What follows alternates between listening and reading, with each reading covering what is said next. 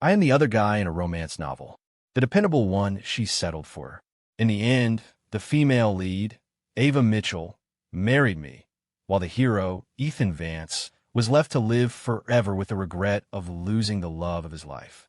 After the wedding, we were happy. I cherished her, and she was thoughtful and attentive to me.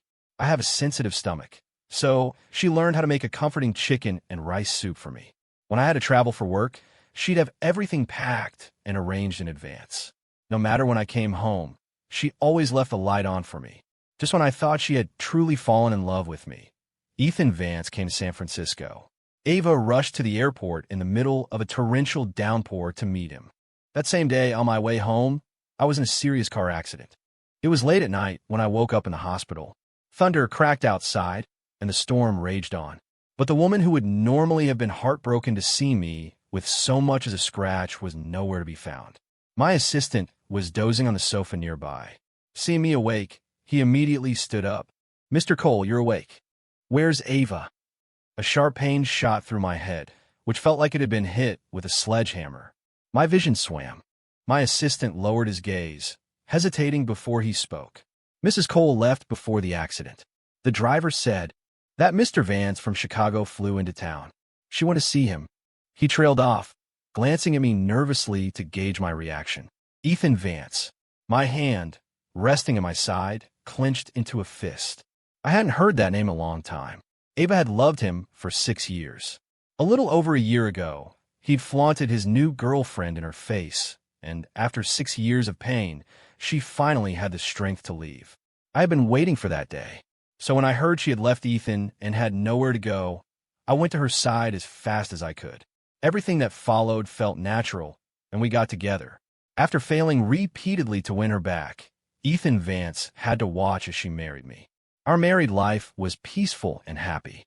Until today, lying here in this hospital bed, every part of my body aching, I couldn't escape the thought I was in a car crash, and my wife, Ava, was racing through a storm to be with another man. A bitter smile touched my lips, and my fist tightened. Suddenly, a wave of dizziness washed over me, and my mind was flooded with a dense stream of text and information.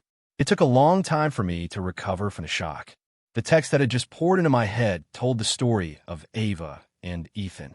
It was a groveling hero novel, with Ava and Ethan as the main characters. They were tangled up for 6 years, but Ethan never knew how to cherish her, only regretting it after he lost her. And me, I was the second male lead, the rebound. The story ended with Ava marrying me, and Ethan losing the love of his life. In the book, our marriage was portrayed as perfect. She doted on me, learning to cook that chicken and rice soup for my stomach. She would meticulously pick out my suits and ties before a business trip. No matter when I came home, the lights were always on. Even when I told her again and again that she didn't have to do all that, Ava would say, "I'm your wife. Can't I do something for my own husband?" So I let her. Not long ago, Ava had even asked me, "Julian, do you want to have a child? Our own child?" I thought she had truly fallen in love with me. I stroke her hair, my heart aching for her. Childbirth is so painful. I don't want you to go through that. At that moment, she had thrown her arms around me, her voice thick with emotion. "Julian, thank you for loving me." But the second Ethan Vance reappeared, it was all reset to zero.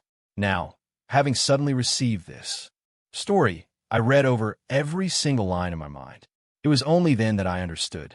I was nothing more than a supporting character. After a few moments, the shock began to subside. I pushed myself up in bed, ignoring the sharp pain from my bandaged leg and the throbbing in my head. "Mr. Cole, you have a fracture in your lower leg and a concussion. The doctor said you need complete rest. I understand. You can go now." I picked up my phone from a nightstand and saw the text Ava had sent me hours ago. "Julian, Ethan has a terminal illness. He came to San Francisco to see me. I'm just going to meet him for a bit. I'll be home soon." A bitter laugh escaped my lips.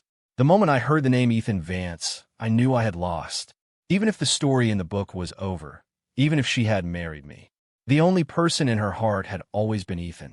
Frank, my driver, would have told her about the accident the moment it happened. But she didn't come back. The thought sent a sharp, stabbing pain through my chest. In her heart, I was just a backup plan. No matter how happy the author wrote our ending, it was all a facade. The person in Ava's heart would always and only be Ethan Vance. 3 days have passed since the accident. Ava hasn't shown up, and she hasn't come home. I developed a high fever from an infection in one of my wounds. In my delirious state, I called her. The phone rang a few times before a robotic voice took over. The person you're calling is currently on another call. A moment later, a text popped up on my screen, frowny-faced Julian. Ethan's condition isn't good right now. It's not a good time for me to talk. My body was burning up, but my heart felt like it had been plunged into an icy abyss. I set the phone down and closed my eyes. I'd met Ethan Vance a few times. We weren't friends, but in the business world, you learn to read people. Now, having seen the whole story, I knew exactly what kind of game he was playing. Still weak, I drifted off to sleep. When I woke the next morning, there was a text from an unknown number. It was a photo. Ava was in a kitchen, her long hair casually tied back as she cooked. Even in profile, she looked beautiful. The message below read, "She was mine, is mine, and always will be." I smirked, remembering when Ava made soup for me. She had smiled and said, "Julian, this is the first time I've ever really tried to cook. You're the only one lucky enough to get this." Apparently not. Over the next few days, I tried calling her several more times, but every call was rejected. After each one, she would send a text. "Julian, Ethan's condition is getting worse. I'll come back after I spend a little more time with him. Julian, can you please just give me some time? Stop calling." Each message was shorter, more impatient than the last. Time flew. Half a month later, on the day I was discharged from the hospital, the long-absent Ava finally returned. But she brought someone with her. The woman who always looked so perfectly put together in front of me now appeared haggard. She got out of a black Maybach, walked around to the other side, and helped Ethan Vance out of the car. I was in a wheelchair, being pushed to the dining table for lunch when Ava walked in, supporting Ethan. She froze for a second when she saw me in the wheelchair. "Julian, what happened to you?" From her expression, I knew instantly. She hadn't given my car accident a second thought. Watching her stand by Ethan's side, carefully holding him up while feigning concern for me, felt like the cruelest irony. All her words about loving me, about growing old with me, they were all lies. Perhaps my expression was too cold, because Ava's face changed. She seemed to snap back to reality, glancing at Ethan beside her and biting her lip. "Julian, Ethan, he's terminally ill. His condition is really bad, and we don't know if we'll ever get another chance to see each other. That's why he came to San Francisco to find me.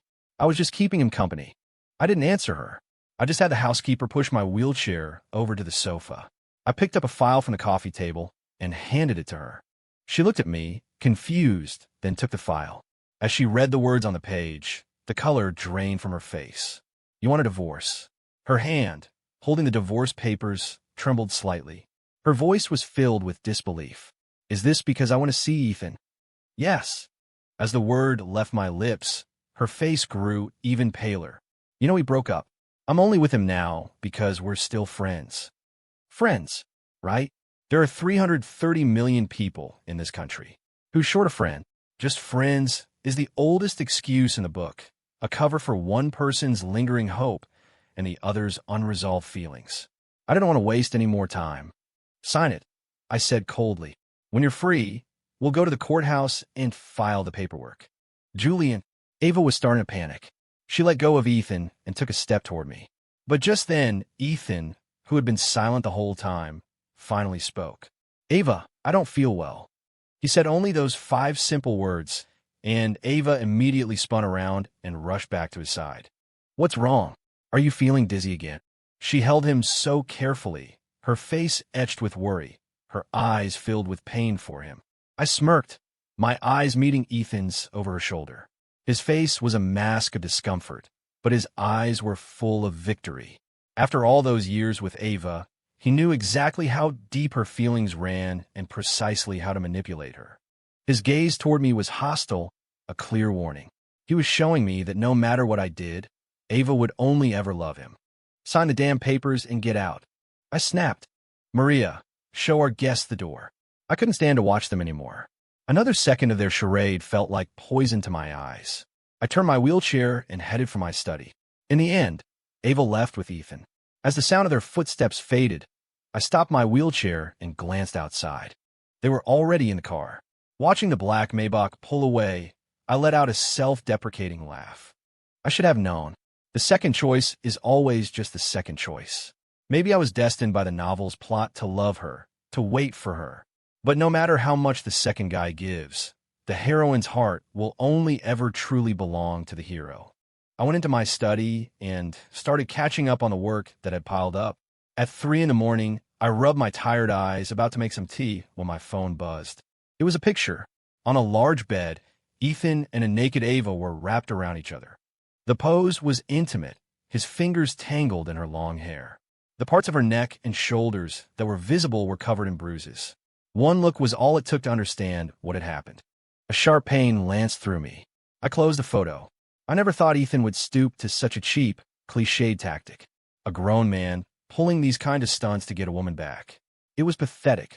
Seeing Ava's panicked, worried expression for Ethan made me think back to the times I had been sick. No matter how much pain I was in when my stomach acted up, Ava was always calm and collected. She'd give me water, my medicine, make soup. Her efficiency was flawless. At the time, I was touched. But thinking about it now, if you truly care about someone, how can you be so calm? It all came down to one thing. She didn't care.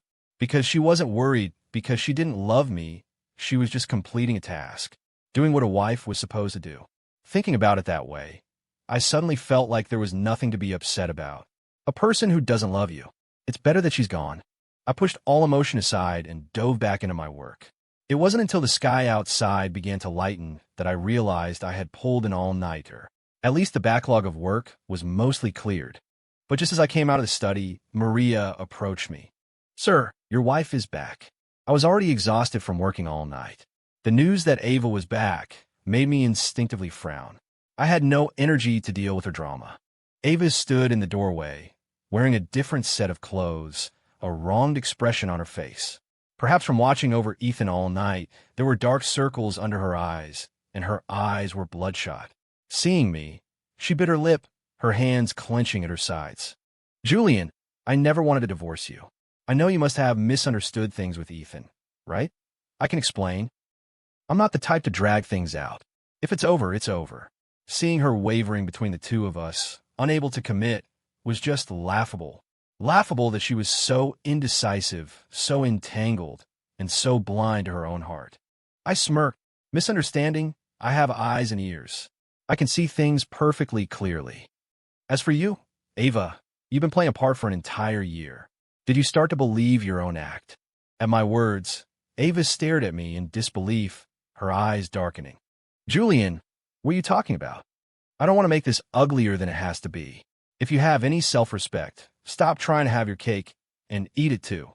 It was as if I'd hit a nerve. Ava shot to her feet. "Julian Cole." The victim act vanished, her beautiful brows furrowing in confusion. "What is your problem? You're a man. Can't you be a little more generous?" She stared at me, her tone no longer gentle. When I remained silent, she pressed on. "Julian Cole, so this is what your love for me amounts to? Nothing. Ethan has a terminal illness. You were just in a car accident. Can't you tell which one is more serious? You have so many people around you. Anyone could take care of you. But Ethan came all the way from Chicago to San Francisco for me. He only has me." Hearing her words, I couldn't help but laugh out loud. I never knew Ava could be so sharp-tongued, so aggressive. I was her husband. Ethan was the ex-boyfriend who had trampled on her heart. And she was asking me who was more important. It was utterly ridiculous. I opened the photo Ethan had sent me and held the phone up in front of her face. "Generous? You're sleeping with him, and you want me, your husband, to be generous? If you were me, could you be generous? Ava, I feel like I'm truly meeting you for the first time today." Seeing the photo on my phone, Ava's mouth fell open. The woman who had been so articulate moments before was suddenly speechless. After a long moment, she finally spoke again. I, she stammered, unable to form a complete sentence. "That photo. Ethan just sent it to provoke you. It's not real. Are you really going to divorce me over a single photo?" I looked at her and smiled. "Ava, don't you think this is all getting pointless and, frankly, exhausting? In all the time we've been together, I had never spoken to her like that. Ava's expression shifted through a dozen emotions before she finally bit her lip. Fine, Julian Cole. So now you find me exhausting. She stared at me, nodding sharply. Fine, if this is what you want, then let's get a divorce. Just don't come to regret it. With that, she spun on her heel and stormed out. Watching her leave, I lowered my gaze and let out a soft, bitter laugh. Years of waiting, a heart given freely, all of it fed to the dogs. For the next few weeks, I recovered at home. The doctor insisted my leg needed rest and minimal activity, so I followed his orders. Important meetings were conducted via video conference, and my assistant brought crucial documents to the house for me to handle. As for Ava, she remained by Ethan's side. Ethan claimed he had a brain tumor and didn't have long to live, so Ava stayed with him day and night, catering to his every whim.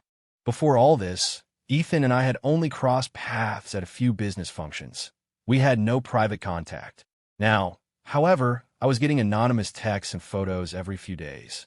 All of them showed what Ava was doing for him, where she was going with him, what she was buying for him. I looked at them and just thought it was childish. Unlike Ethan, I didn't have that kind of time to waste. I was busy.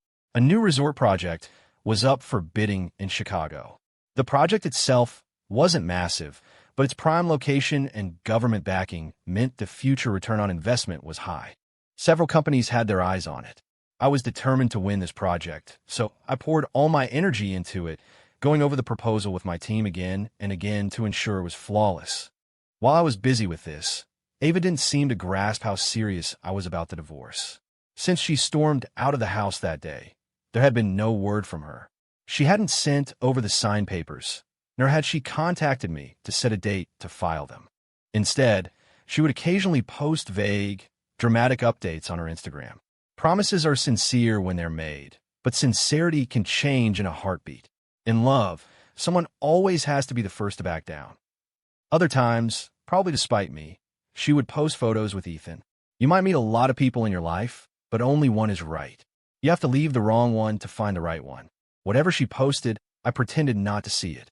In truth, I really wasn't paying attention. I had no time to waste on such meaningless things. 2 weeks after she left, she called me. Julian Cole, I've signed the divorce papers. When do you want to file them?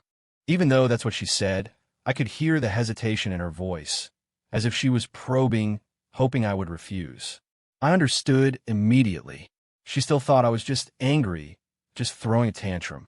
I had no doubt that if I said one soft word, she would immediately take the olive branch, and we'd go back to how things were. Every time we had a disagreement, I was always the one to appease her. Ava always knew just how far to push things, never making herself seem easy, but never taking it too far. Too bad for her. I was going to disappoint her this time. Text me the address. I'll have my assistant pick up the papers. I've already scheduled an appointment at the courthouse. We can go in 2 weeks. I'll send the time and address to your phone. There was a stunned silence on the other end of the line, as if she hadn't expected that reaction at all. Just then, I heard Ethan's voice in the background. Ava, what are you doing? Why haven't you come back in? My head feels a little dizzy. Dizzy, I'm coming right now. Ava's urgent voice came through the phone, and a second later, the line went dead. I stared at the dark screen of my phone and smirked. Even now, she couldn't let go of either of us. She really did take me for a fool. What was even more ridiculous, she wasn't a doctor. If Ethan really felt sick, did she think he'd get better just by her being there? In the end, you only lose your sense of reason for the people and things you truly care about. Once you stop caring, clarity returns in an instant. Just like it did for me with Ava.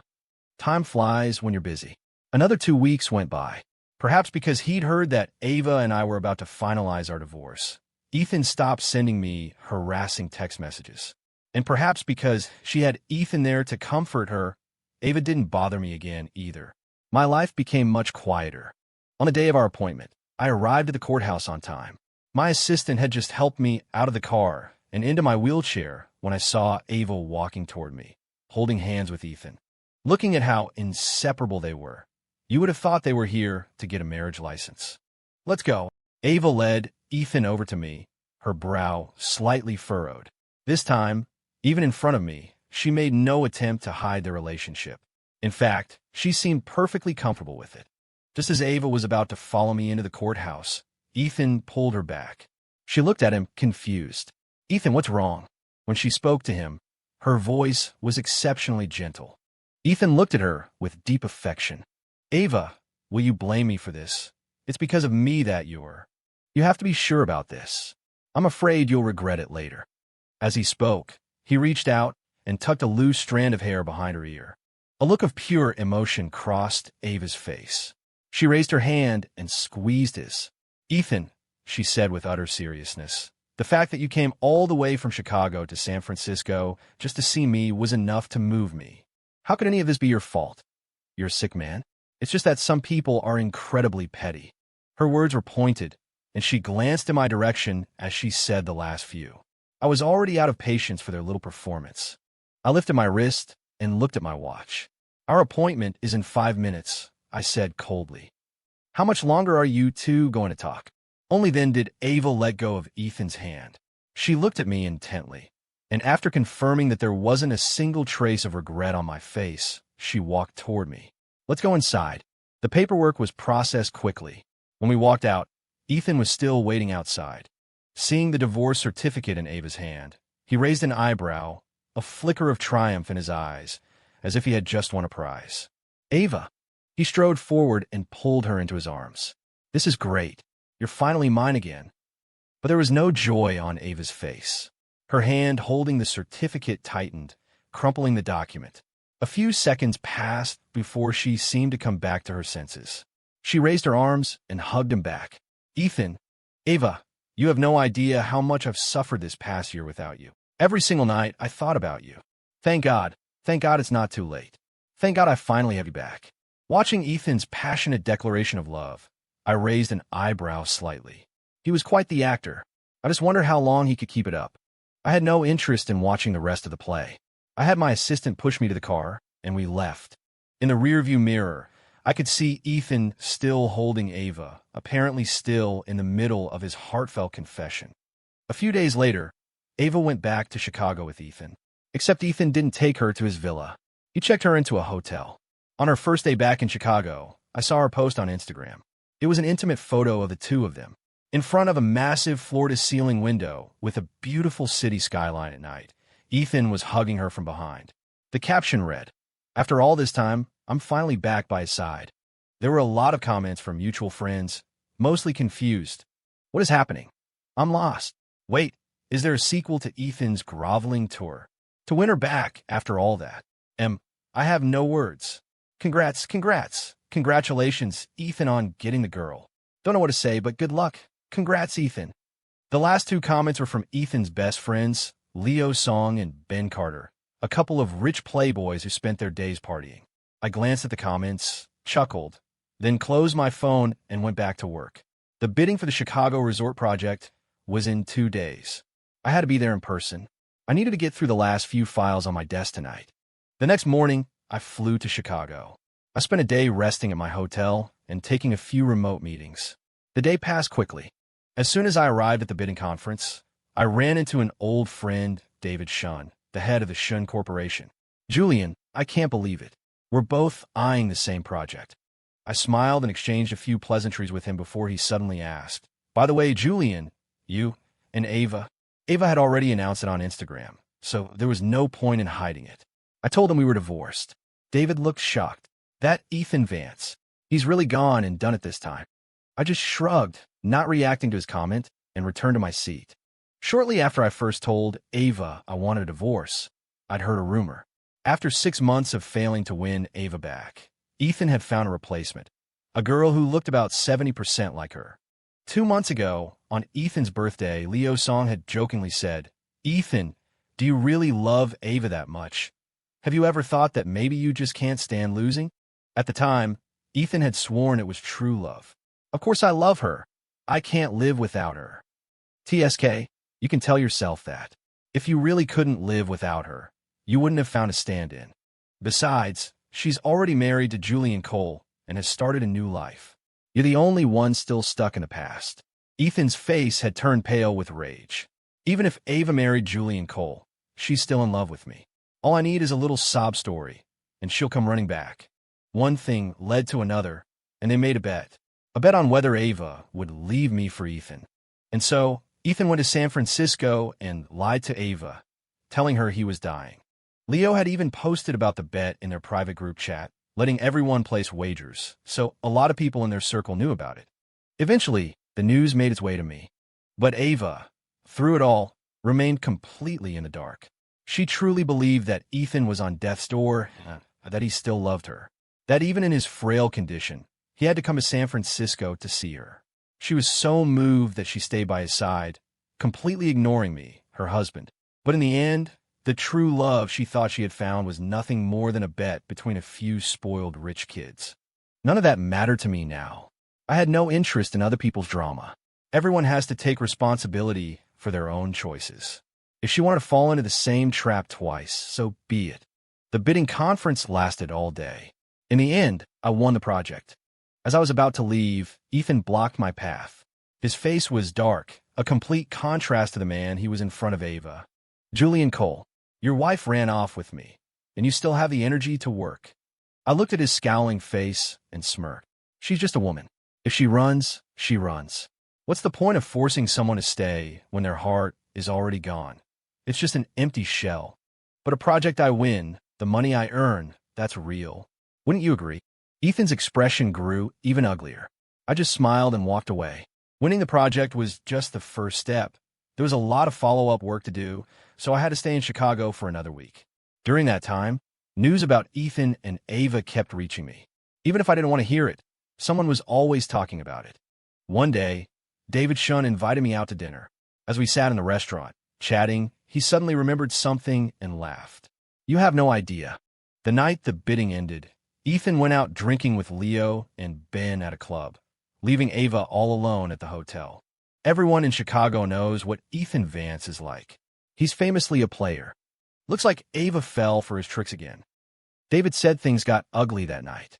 When Ava got word and rushed to the club, she found Ethan passionately kissing another woman. The room was thick with the smell of alcohol and smoke. Ava stared at the scene in disbelief. "Ethan, don't you have a terminal illness? You're here drinking, smoking, and fooling around with other women. Do you have a death wish?" Her voice trembled. By then, Ava must have started to realize something was wrong, but she still couldn't accept it. Ethan, with his arm around the other woman, laughed mockingly. "Ava, only a fool like you would fall for such a pathetic lie. I begged you to come back to me, but you wouldn't. I humbled myself for you, but you still married Julian Cole. After you humiliated me like that, do you really think I was just going to wait around for you?" Ava stood frozen, the color draining from her face. "So, you were lying to me?" Ethan raised an eyebrow. "What do you think? Did you really want to get back together with me? Don't play dumb, Ava. You think I didn't see it? You never wanted to leave Julian Cole in the first place. You hesitated when he asked for a divorce. So don't stand here now and act like you're so devoted to me." Every word he spoke was like a knife twisting in her heart. "Why would you do this? Why? We were broken up. What did I ever do to you? Why, after all this time, do you have to come back and torture me?" Ava's eyes were red as she stared at him. She had loved him for so many years, loved him until she had lost herself. He had crushed her self-respect, her heart, under his heel. She had left him to start over. But just when she had found peace, he came back to toy with her emotions again. Even after a breakup, a person you once loved deeply always holds a place in your heart. That's why she had abandoned me for him. Seeing how heartbroken Ava was, Ethan felt nothing. He smiled coldly. "Because I made a bet with my friends. And I should thank you, actually. You won me $3 million. Now the game is over. You can go." Ava was so triggered by what he said that she started smashing everything in the private room. David continued. After she was done, she was like a crazy person, laughing and crying at the same time. Leo even posted a video of it. "Man, it was a scene. You're lucky you divorced her. A woman like that, you're better off without her." Listening to David's vivid description of that night, I felt very little. I just thought Ava was pathetic. But David was right about one thing. A woman like Ava, I was better off without her. She was blind, but so was I. If I hadn't been, why would I have been so obsessed with a woman like that for so long? Fortunately, the mistake had been corrected in time. After dinner with David, I was just stepping out of the restaurant when someone blocked my path. It was Ava. She was wearing a simple dress, no makeup on her face. In just a few short days, she had lost a noticeable amount of weight. Seeing me, she stepped forward, her eyes red. Julian, David, who had walked out with me, froze when he saw her. Before I could speak, he sneered, "Ms. Mitchell, you're quite skilled at playing both sides. When one boat sinks, we try to jump to the other. But it seems you haven't realized that this boat capsized a long time ago." I couldn't help but laugh at his metaphor. To Ava, however, my laughter was pure mockery. She clutched the fabric of her dress, her eyes growing redder, and a large tear suddenly rolled down her cheek. "Julian, I know I was wrong. I messed up. Can you forgive me? I shouldn't have treated you that way because of Ethan. He lied to me. He was playing me from the very beginning." As she said this, the last bit of color drained from her face. "I truly regret it. Please forgive me. We can get remarried. I promise I'll love you and take care of you from now on." I watched her silently as she apologized, repented, and begged for forgiveness. When she had said everything she could possibly say, I finally spoke. "Are you done?" Ava stared at me, stunned. Her voice was hoarse and broken. "Julian, if you don't want me either, I really have nowhere else to go." I frowned, cutting her off. "Ava, we're divorced. Your problems have nothing to do with me. I'm a busy man. I have neither the time nor the obligation to listen to this nonsense." With that, I started to walk away. Ava tried to follow, but I stopped and turned back to her. "Let me give you a piece of advice for old time's sake. I don't have Ethan's patience or his tolerance for games. Stop harassing me." Ava froze, not taking another step. She looked at me as if she were seeing me for the first time. And I guess in a way she was. While I loved her, I put her on a pedestal. I gave her all my patience, all my kindness. Maybe that created the illusion that I was a pushover. But that was never who I was. Never. Over the next few days, Ava called me a few more times and sent several texts. Tired of it all, I blocked her number. On the day I was set to fly back to San Francisco, my car pulled up to the airport. Just as I got out, Ava ran toward me, holding a thermos. "Julian, I made you some of that soup for your stomach." Her eyes were filled with hope as she carefully offered the thermos to me. I glanced down at it, then met her eyes. "These little tricks won't work on me anymore." Her pale lips parted. "But you used to." That was then. Then I was willing to play along. Now I'm not. "Ava, one strike and you're out. You understand that rule, don't you? I'll say this one last time. Stop bothering me. It's disgusting." I walked past her and went straight into the airport. Back in San Francisco, my life was as busy as ever. My days were filled with work, and my free time was spent with friends, drinking tea, having dinner, or playing golf. It was a comfortable, peaceful existence. A month later, I heard news about Ava and Ethan again. Years ago, Ava had dropped out of college to be with Ethan, willingly becoming his stay-at-home girlfriend. After she left him, she came to me. For all those years, she never had to face the hardships of life. But things were different now. She was divorced from me, and Ethan had kicked her to the curb. Her life of comfort and ease was over, but she wasn't one to accept that fate. When her attempts to get back with me failed, she went back to harassing Ethan. One night, Ethan and his friends were drag racing on a highway along the river. To stop him, Ava stood in front of his sports car. "Ethan, if you won't let me stay with you, then just run me over." But Ethan Vance wasn't someone who could be easily threatened. He just laughed coldly. One of them thought he wouldn't hit her. The other thought she would move. Ethan slammed his foot on the gas and drove straight at her. She didn't die, but her fate was worse than death. Both of her legs were crippled. She would never walk again. As for Ethan, he was sentenced to 8 years in prison for assault with a deadly weapon. Neither of them came out a winner. When I heard the news, my company had just closed another major deal. The worst tragedy in life isn't losing someone you love. It's losing yourself because you love someone too much.